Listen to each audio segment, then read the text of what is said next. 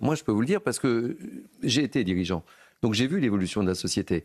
Et évidemment, je pense qu'il faut à un moment donné mettre des warnings, sans quoi on se fait submerger. Et c'est un peu ce qui se passe. C'est ça la réalité aussi. Oui, absolument. Et puis même moi, en tant qu'ancienne sportive, j'ai pratiqué pendant longtemps.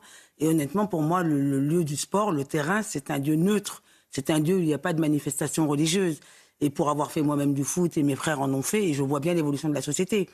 Avant, le sport, c'était ce qui nous réunissait, au-delà de nos différences culturelles, religieuses et autres. Et il n'y avait aucune expression de cela. Et on le voit dans le football. Certains disent, moi, je fais le ramadan.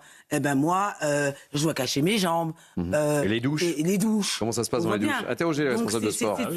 Ces choses arrivent de manière sinueuse dans notre société et parfois on s'en rend pas compte. Et quand on s'en rend compte, c'est un petit peu tard. Faire du sport, c'est un choix aussi.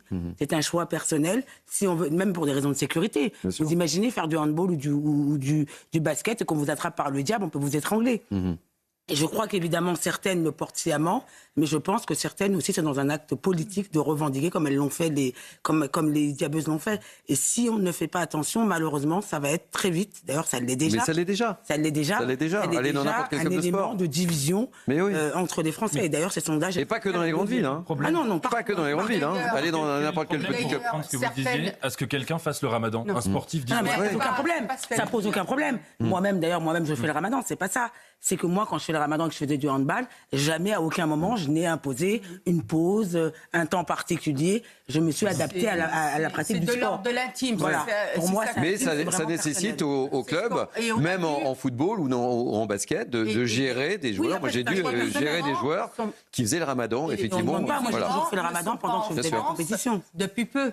Si vous remontez même il y a 40 ans, 50 ans, 60 ans, ils ont toujours fait, par exemple, le mois du ramadan. Et les gens qui travaillaient, ils ne le montraient jamais. Ils ne réclamaient pas des pauses spécifiques ou d'autres choses. Et aussi, pareil pour les sportifs. Aujourd'hui, c'est devenu une revendication d'une minorité, effectivement politisée. Et moi, je voudrais aussi répondre à Nathan. Peut-être qu'en interdisant et en permettant des espaces neutres, on favorise aussi des libertés à certaines femmes. Parce que vous avez effectivement des femmes qui sont libres, qui portent le voile librement, et j'en ai autour de moi, et d'ailleurs qui font du sport, mais qui l'enlèvent et qui vont faire leur sport et qui le remettent après, comme dans le monde de l'entreprise, certaines le portent, et quand elles sont dans l'entreprise, elles l'enlèvent et elles le remettent en sortant.